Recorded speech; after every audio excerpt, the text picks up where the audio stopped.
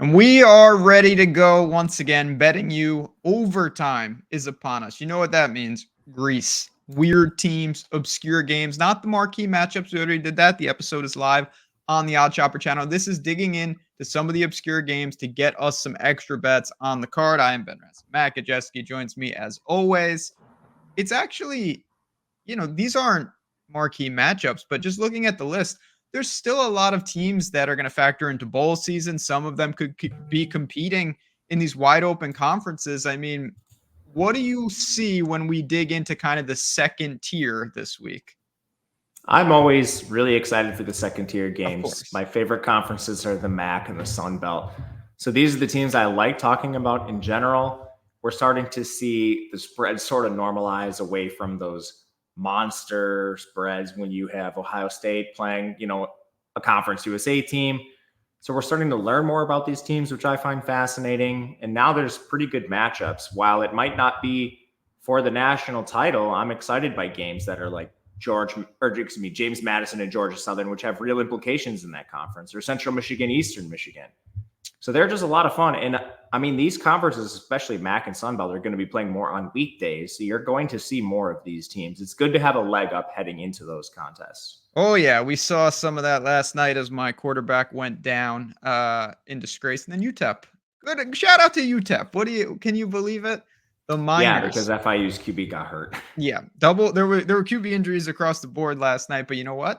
I'm glad you guys are here.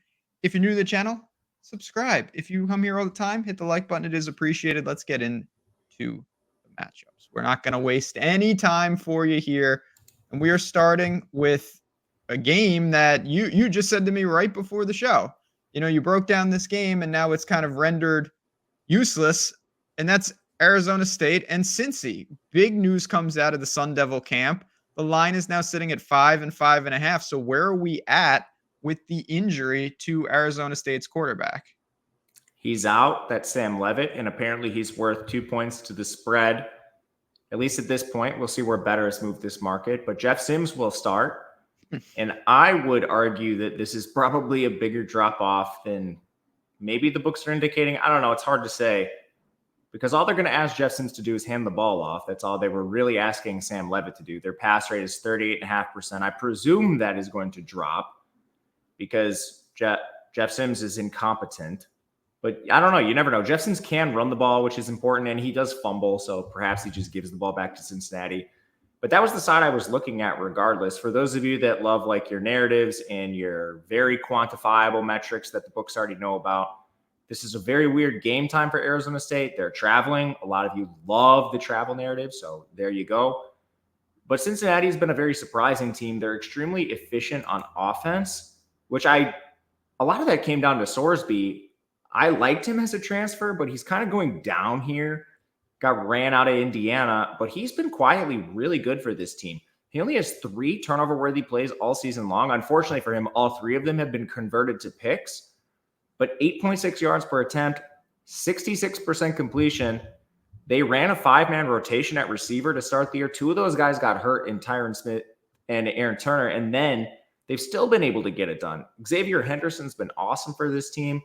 Corey Kiner has been efficient running the ball. Their offensive line has provided a good foundation, 38th in pass blocking, 50th in run blocking. So that's been a very nice surprise. And then Arizona State on defense is middling. They're 60th. I will say the biggest hiccup for me prior to the Sam Levitt stuff was they've been extremely hurt all season long, and now most of their players are back. I had Cincinnati flagged as a bet early in the week, but efficiency metrics with Arizona State's defense gave me pause just with the unknowns of some of their starters coming back. They were so hurt to begin the year. It was crazy. But now it's all kind of rendered obsolete because you turn to Jeff Sims. I mean, what can they really do against the Cincinnati defense? I will say the big weakness for them has been up front. They lost a lot of guys to injury in the preseason, but they got back Dante Corleone, so at least they have one anchor. Now you just know what's coming. Arizona State's skill position players are extremely weak outside of Scatabo.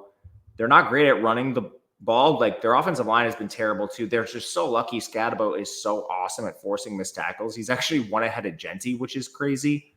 But now you're going to throw like Jeff Sims into that. They're not going to be able to throw the ball. Matchup is bad. Cincinnati's 21st in coverage. You know what's coming. So I have a tepid interest in Cincinnati, but I'm not sure I'm going to take this.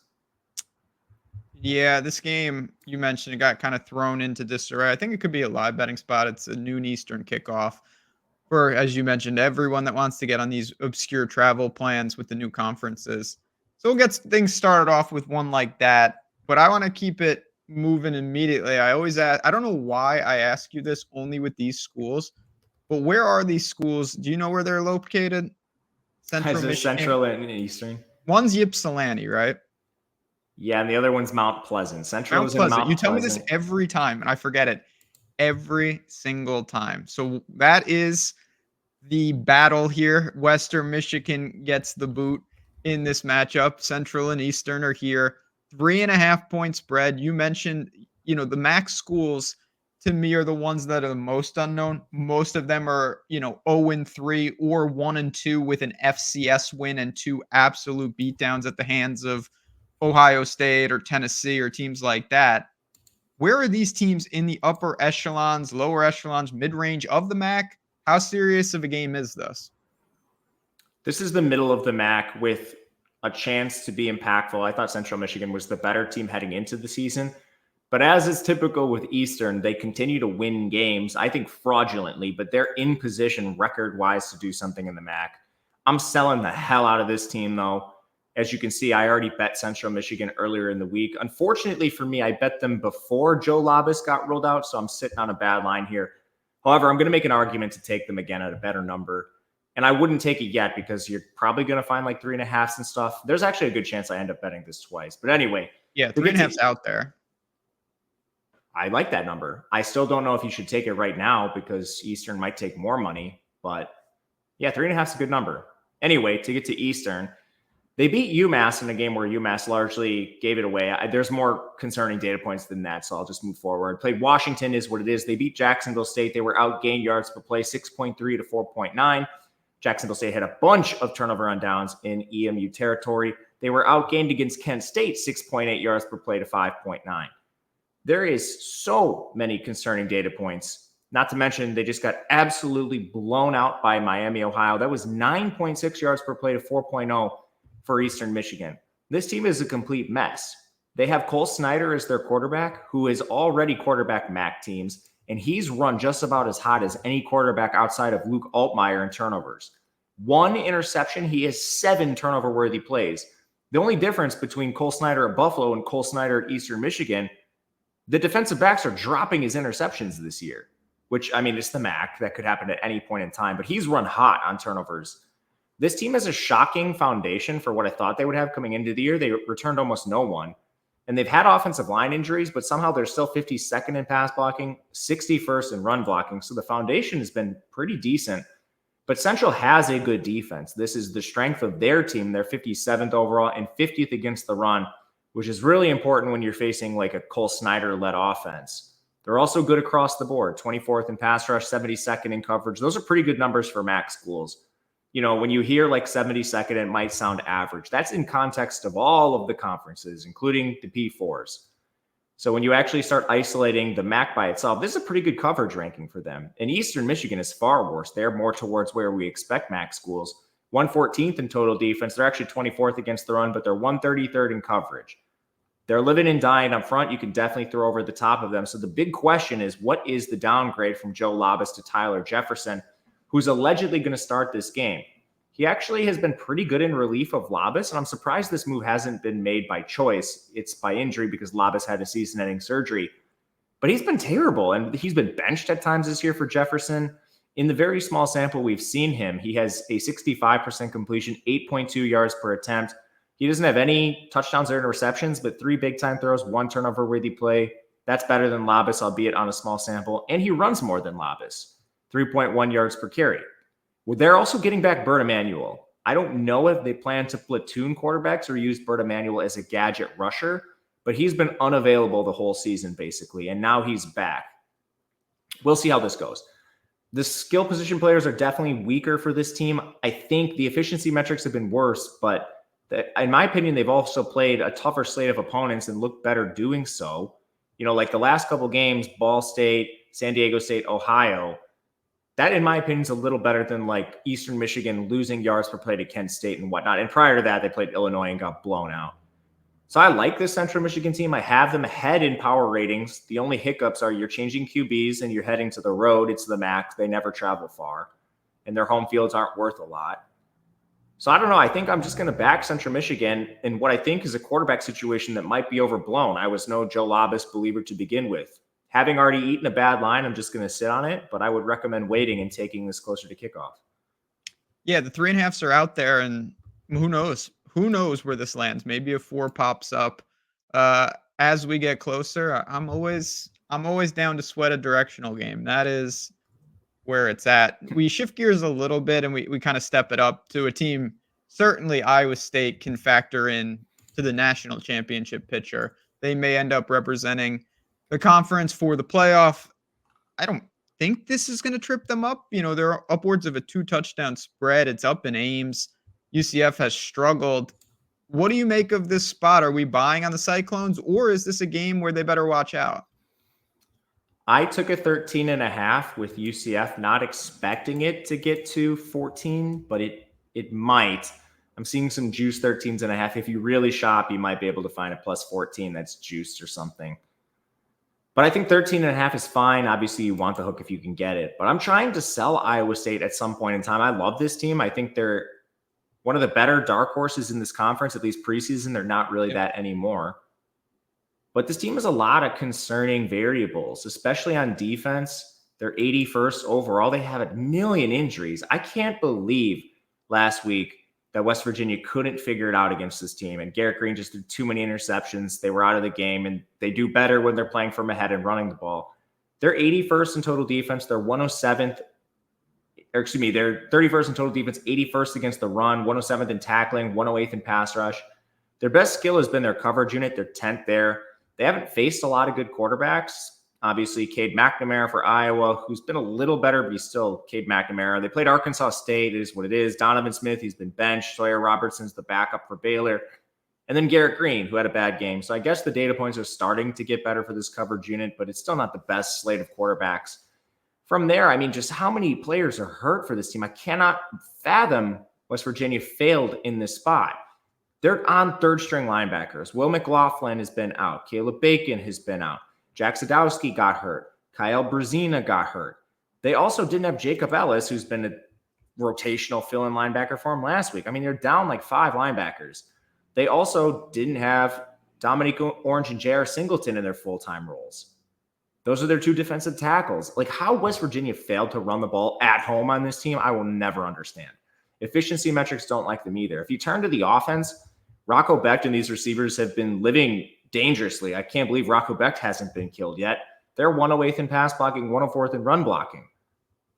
They have played weak teams, so perhaps that's just flat out the reason why. And they do have elite receivers, so Higgins and Noel are going to win. If you can get the ball out fast enough before this pass rush gets home, you're going to have success. And my biggest concern in this game is UCF has not shown much pass rush life. They're 101st.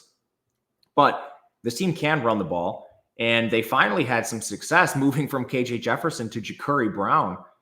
He is at 7 yards per carry on a small sample, but immediately came in, and now he's 176 rushing yards in the year. That's all one game in garbage time.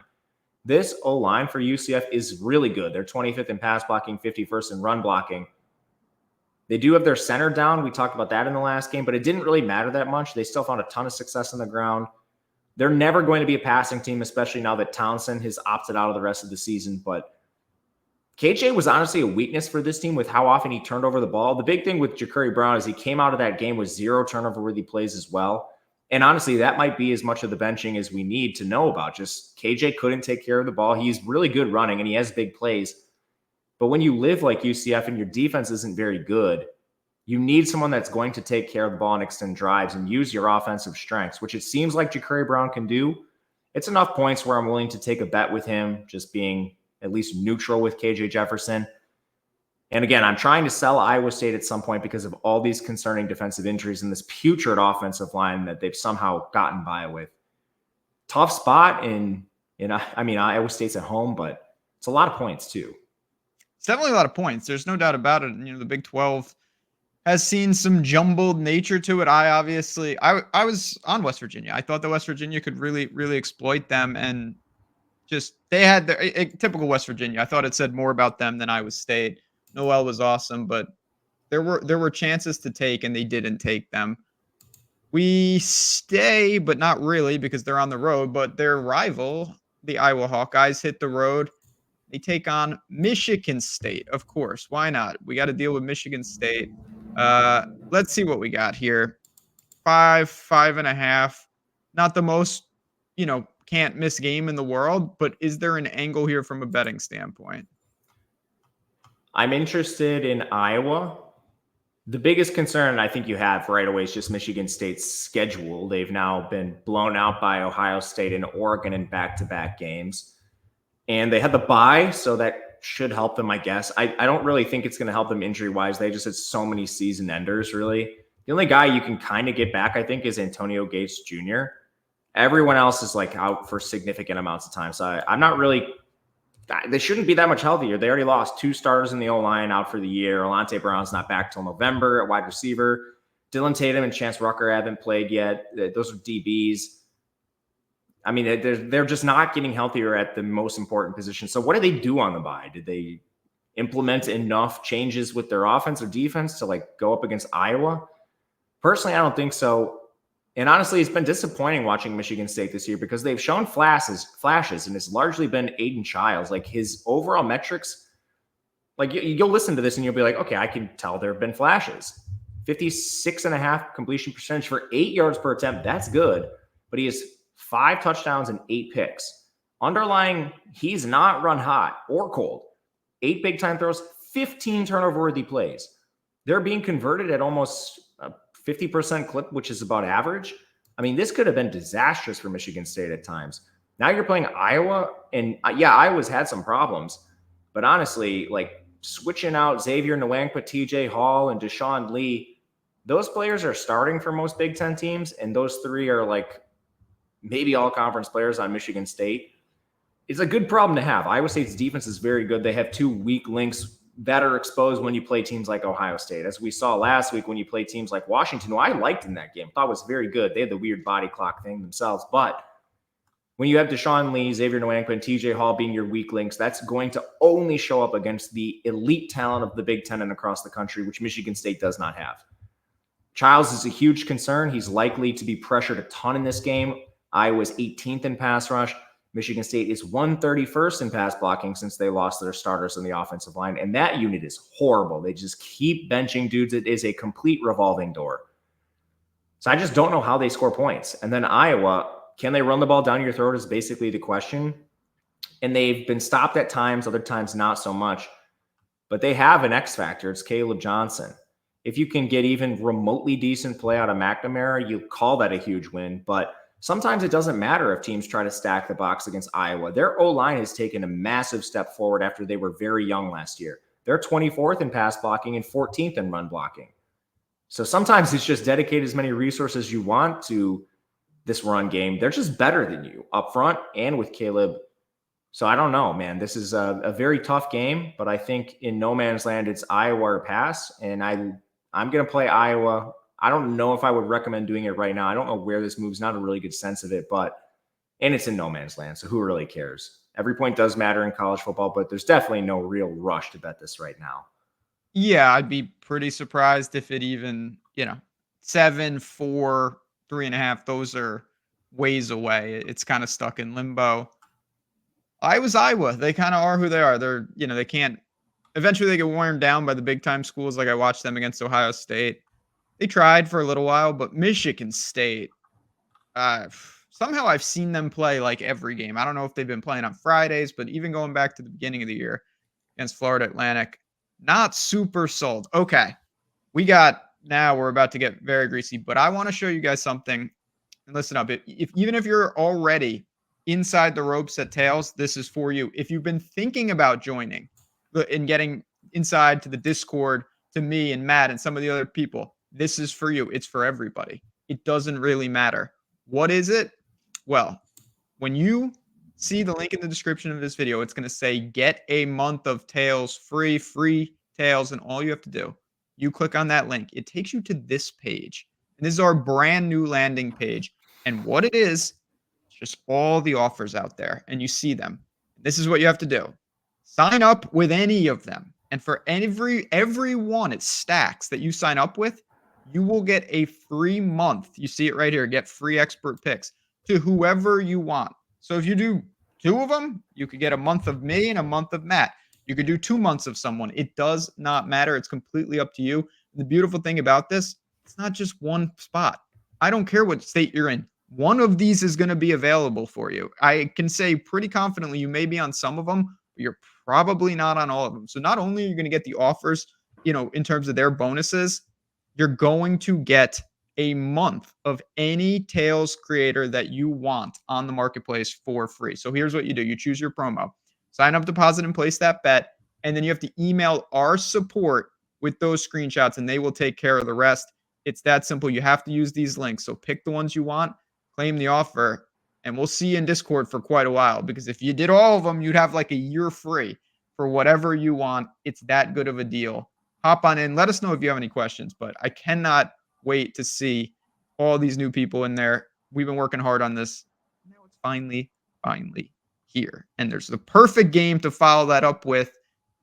Old Dominion is on the slate. Texas State. This is just, I don't even know what to say. Texas State is our guys. They have to hit the road here. The spread's a little all over the place. I think it's kind of consolidating around 9.5. Are we leaning to our fumbling machines, or is Old Dominion, who won a weird game last time out against Georgia State, the side that you're interested in? Definitely Texas State, our boys. And, the Okay. big concern is always going to be, do they fumble their way out of a game, which they do every single week. So, yeah, I would be nervous just as normal with this team. But they're so much better than Old Dominion already. Old Dominion has one offensive weapon you're really scared of, and it's their quarterback, the freshman, who's come in and he's been really good. I mean, he does a great job with his legs, which is the main thing that he's useful at. I mean, he can scramble. Everything with his lower body is awesome. 232 yards. The problem is he's just playing behind a putrid offensive line for the second straight year, 122nd in pass blocking, 121st in run blocking. All the design stuff is terrible. So it's basically just Colton Joseph freelancing the whole time. And if you can spy him and stop him, you stop Old Dominion's offense. He has 6 turnover-worthy plays, 2 picks, so he's run a little bit hot there. Only 5.7 yards per attempt. They have no pass game. Obviously, when your O-line's that bad, you can't really run the ball either. And all the success they've been having has been on his scrambles. It's literally just a one-man show. They've also had multiple injuries on the offensive line, which I don't think is getting better. On defense, Jason Henderson has not played since week 1. Without him, the team is a disaster. They're still 41st in total defense. Somehow, I don't know how that's possible. 19th in run defense, but they're 87th in coverage and 118th in pass rush. I mean, without your best player, this defense is not going to stand up in the long term. And, some of their rushing success has been playing various teams. Like, they've allowed situational success to a ton of different guys.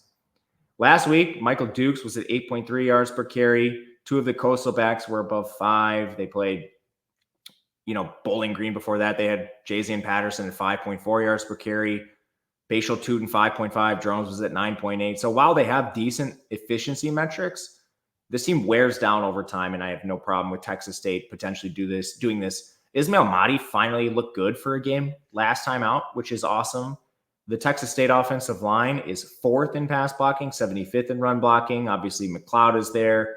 Very good weapons. The defense has been surprising to me. They basically just lack coverage ability. They're 97th, but their defensive line is easily the strength of the team. I think they have the best pass rush in this conference. They're 14th overall. And their run game defense, that is pretty good too at 30th. So if you can't throw over the top and you don't have time to protect against this elite pass rush, I think you're dead in the water.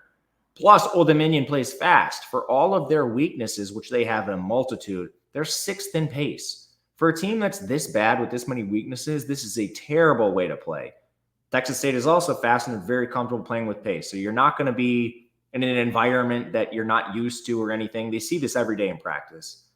Give me Texas State. 10's fine with me. I took a 9.5. Any interest in 61.5, or is it just we don't know what Old Dominion gives us? I think it's exactly that. Yeah. I kind of tend to feel the same way.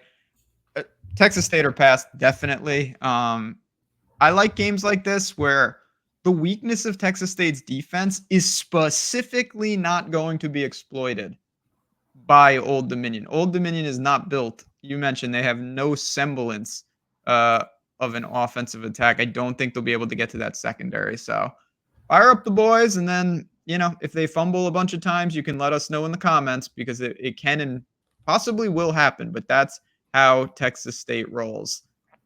This is a huge game. You mentioned James Madison and Georgia Southern. James Madison has been really, really impressive at times. They've also, they dropped some stuff here and there, but 9-point spread here. Georgia Southern, because I obviously broke down Marshall first. That's another story for another time. I don't really understand what happened the last time they played. They rallied from the depths. Do you think they can, pull up what would be a pretty big upset here? I'm interested in the total, but yeah, just on that game, that was nuts. How? So JC French got hurt in the game, and then Dexter Williams, the former Indiana quarterback, briefly, he got hurt at Indiana.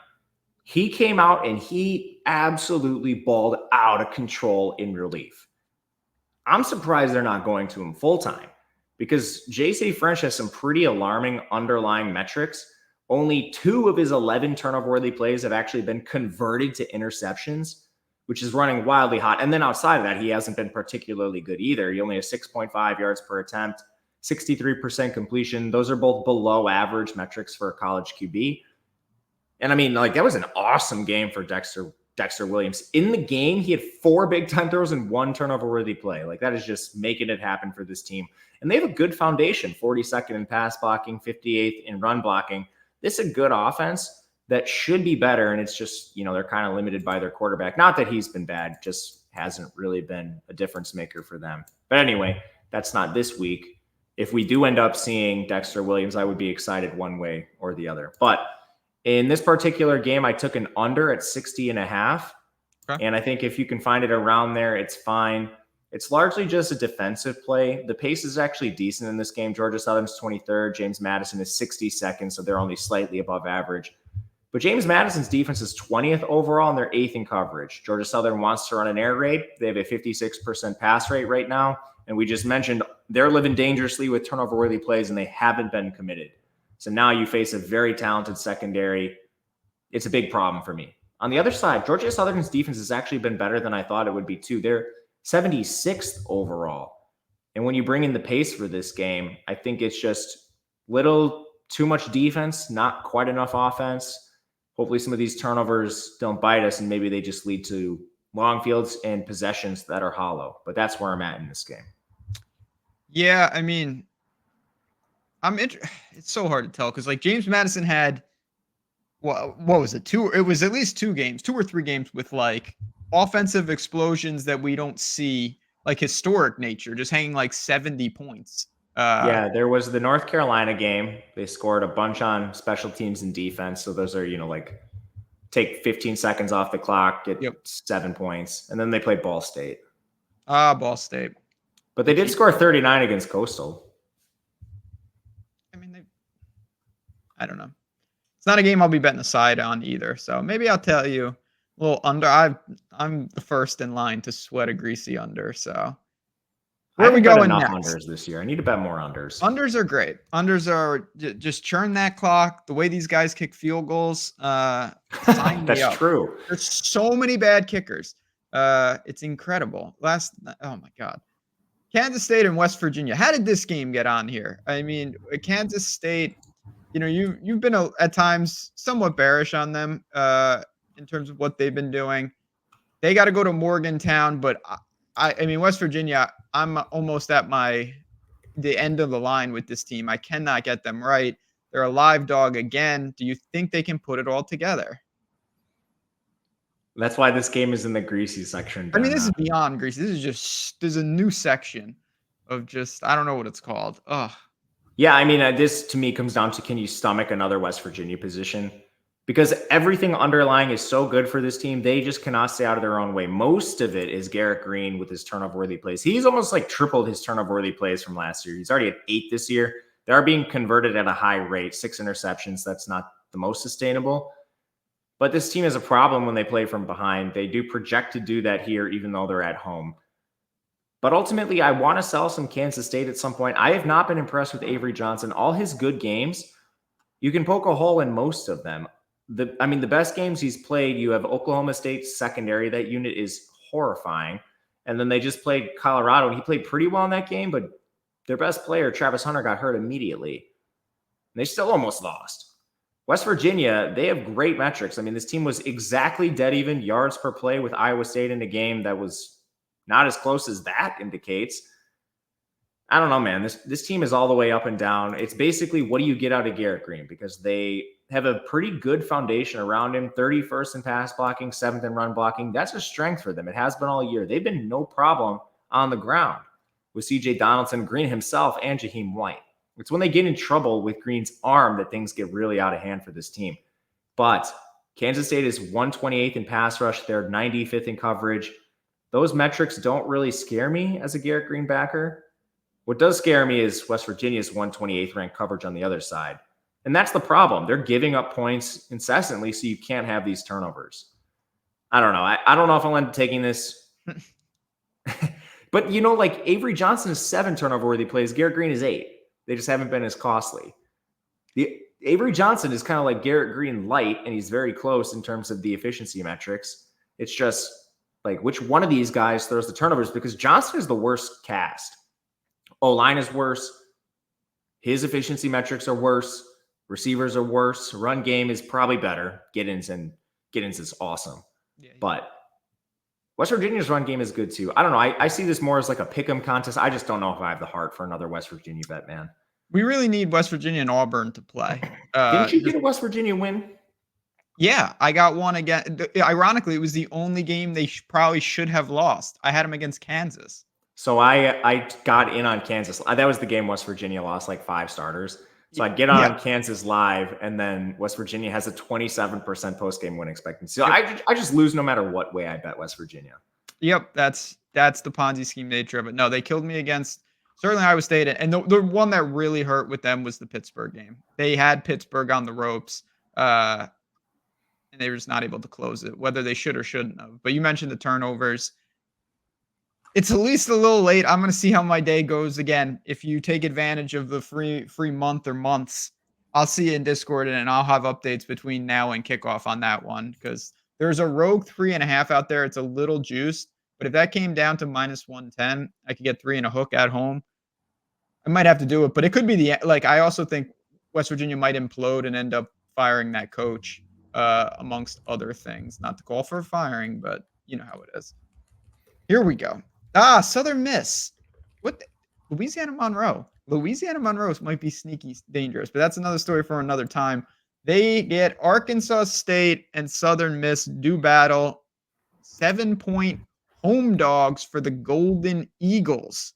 I may be talking, out of turn or not know what I'm talking about, but I checked in on the box score last week for Southern Miss, and they were using a quarterback that I didn't expect. Now, it wasn't a game that was really on my radar. Did something happen with their situation, or am I just confused?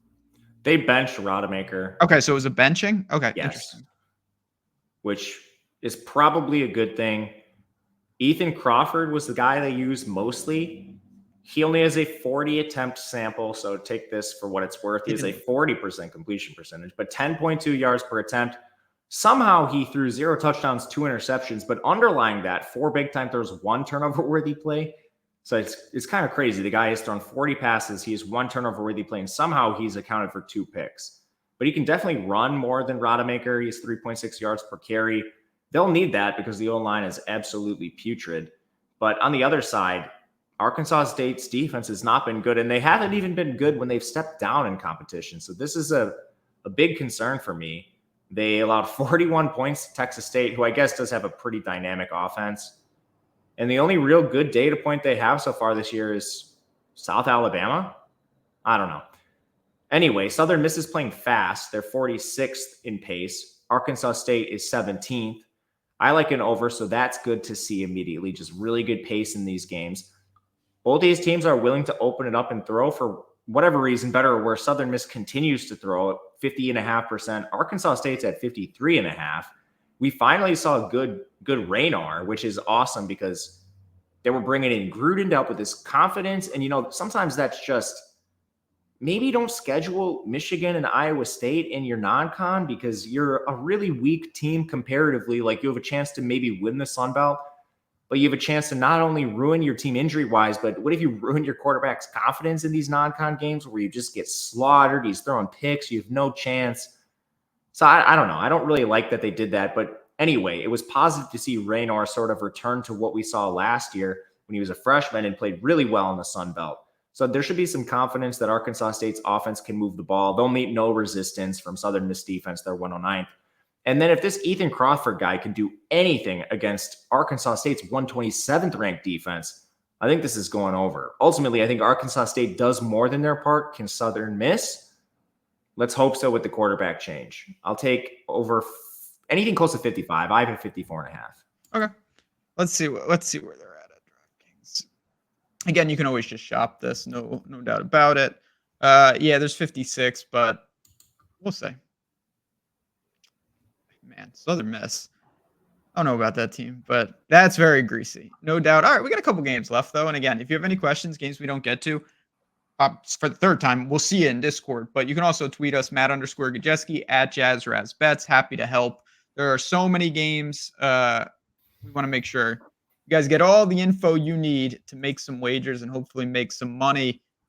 Oof, UTSA. Watched them last week. Great success for me because I shorted them. They take on FAU here, and the Roadrunners are favorite at home. I don't know, man. I'm not sold on this team, but I'm not the biggest Florida Atlantic backer either. Another greasy spot. What do you make of these two? I took FAU, and it's exactly what you said with UTSA. I'm really surprised that they're getting so much respect in this spot. And maybe it's Fancher. I don't know. What do you think? You were going to say something, it sounded like. No, yeah, I mean, FAU, like I said, going all the way back to Michigan State. I haven't been a huge fan of this team, no matter what's been going on under center. UTSA, I watched that game last week, and I've been looking to short them. We shorted them against Texas State, and they got super smoked in that game. They were more competitive recently, but nearly a touchdown favorite seems a little rich. Yeah, I can't. Is it really up to that right now? Yeah, I mean, it's 6.5. Holy smokes! I took a terrible line. I don't know. I don't see it. I need to see if I missed something because I took it 3.5. Anyway, this might be incorrect because I broke this game down yesterday. Maybe there's been an injury since I last looked, but I mean, UTSA is a mess on the O-line. They have 3 guys out. They just ruled out Mekhi Hart for the year. Their DeCorian Clark played 1 game before the bye. He missed their last game after the bye, so they're down their best receivers still. One of their best linemen, Joe Evans, is out for the year in the defensive line. They've had multiple players in the secondary out. So I don't know. I don't know if this team has anybody good. They've benched McCown already at times this year. They're just a terrible team, offense and defense. They're 110th in my power rankings. FAU is 101st. So immediately I thought, like getting points with this team was perfect. Fancher has not been horrible. He definitely hasn't been good. He's been running poorly. 6 turnover-worthy plays, 6 interceptions for Fancher, so he's run very bad there. The O-line's quietly been better than we thought, 34th in pass blocking, 36th in run blocking, so they definitely have a pretty good foundation for him. He's coming off a very good game against North Texas, and then this team has a lot of defensive concerns. They're 107th. They're 59th in coverage, which is important. UTSA runs a pseudo air raid. They're 56 in their pass rate. FAU's run defense is non-existent, so that's always going to be a concern. But UTSA hasn't had a lot of strength running the ball there. I don't know. I need to go back and see if I missed something with this or if there's been an injury because this is a terrible line. And if it is 6.5, I'll likely bet it again. Just not sure why it's moved. Doesn't make any sense to me. There's been a lot of that going around, obviously. I bet South Alabama at 13.5, and I lost 5 points. I thought the whole team was going to be in casts, and they were all fine. Sometimes that's how it goes. There's weird stuff in college football. I don't get this line, though. I really don't. So this is one that just doesn't pass the test. It's definitely FAU or pass, but I'm also not doing anything because the way it's going, it might hit a full touchdown. Now, if there's another injury, we'll see or something. But truth be told, I took a cursory look and I didn't see anything. Yeah, I mean, I don't know. I currently have FAU as the better team, so we will see. I don't know. Maybe I'm wrong on these things too. So this just could be a spot where I am off compared to the market, and perhaps incorrectly. That happens a lot. That's good though. When there's, like I said, sometimes when you read, that's where the value can come in. Now, okay. TCU and Utah. Utah, I mean, the whole Rising thing is nuts, and I guess we'll see him again for an 8th year. But is he coming back? I thought he wasn't. I don't know. It just he's not in this game. That much we know, and that's almost a blessing in the sense that just having to wonder what they're going to do, is it going to help them, hurt them, has been a pain all year. We can safely close that book. Utah's favorite. They're at home. TCU is kind of a mystery team to me still this late in the year. What do you make of this game? I'm interested in TCU. I was able to grab them earlier, luckily, just anticipating this. And Utah has been a mess. The biggest thing, I think, is they might get back a couple of their defenders. Fotu and Reed, two of their linebackers, they've been out for a while now, and there was a press conference that said they might return, so perhaps you're just better off waiting to see if they actually play. But there's a ton of injuries on defense, especially. Keenan Johnson at corner, Mooney at linebacker. Reed has been out at linebacker. Fotu's been out at linebacker. Connor O'Toole on the edge. Now Cam Rising. So this defense, 63rd overall, 82nd against the run, 40th in coverage, which is surprising to me. There's still been down guys there, and 87th in pass rush. TCU's offense has looked electric at times and horrible at others. So I don't know what to make of this. Josh Hoover has 11 turnover-worthy plays. He still has a 68.5% completion for 8.5 yards per attempt. His receivers are awesome. Jack Betch has been sick. McAllister has been good. Like, they have 4 or 5 wide receivers, and Dylan Wright hasn't even played yet this year. Their run game has been a disaster, and that's largely just one player. They've been using more Payne, the freshman, so perhaps that gets better. But this O-line, that's the biggest concern for me. They're 102nd in pass blocking, 81st in run blocking. Again, Utah's not exploiting that with their injuries. So it should give Hoover time to throw to these elite playmakers that they have. And then can Utah do anything on offense? Most of their good efficiency metrics came from when Rising played very early in the season. Since then, Isaac Wilson, 56% completion for 6.8 yards per attempt. He has run about as bad as you can. 7 turnover-worthy plays, all 7 converted to picks. But the O-line isn't great pass blocking. They're 89th. Somehow they are 3rd in run blocking. I'll never understand this when teams are just elite at one and horrible at the other. Yeah. TCU is 80th in run defense, so that could be a path to success. It's just that this team knows it's coming. Wilson has not been successful throwing the ball. Getting points, I think, is fine. I'd like it closer to a touchdown. At this point, with the line where it is, I would wait on the statuses of Fotu and Reed. Yeah, this is a weird one. It's late night, so we'll see. Still got plenty of time, but you mentioned how, again, some of those metrics, it just shows the variance in some of these opportunities with turnovers. These teams, it can be super fluky at times. Okay, so you know what time it is. It's time at this point when I declare that I might travel to, what is it, Mount Pleasant or Ypsilanti, but I may have to use the bus. I may need bus fare. And if I come to you and I say, listen, I might go to Central Michigan and Eastern Michigan, I want seats on the 50-yard line, but to do that, I have to play some bets to afford this. Take the Greyhound. What would you tell me of these greasy games? Where do we start? So I guess I'll start with some of the totals. I like the under in James Madison and the over in Kansas State, West Virginia. Those are my 2 favorite totals right now. Texas State minus the 9.5. And I say this wanting to include Central Michigan and FAU, but I got to go back and see what's going on with this FAU line. If they're actually fully healthy and they're nearly a touchdown underdog, I will be smashing that again. Just got to see. And then Central Michigan, I would like to play this one again. Just keep waiting. Eastern's taking money, and I'm not sure the QB downgrade is quite enough. With you on both of those. I'm going to throw in Iowa. You mentioned kind of Michigan State at this point. I think they kind of are who they are. They don't really have an identity when you're playing on the road in the Big Ten, it's never easy, but Iowa's done that a bunch. They can represent themselves fine. Too much Caleb. They will slowly, but I think methodically wear them down. So I'm going to throw that one on the board, and I'm with you there. And really, I think for these other ones, it's going to have to be it's that kind of week. And sometimes we get that, sometimes we don't. There's a wait and see element. So again, click that link below. And even if you're not ready to claim any of the offers, see what we've got going on, understand that process. It takes 2 seconds, and it's only good things. You're not only getting bonuses from the site, you're getting free months of everything that we've got here.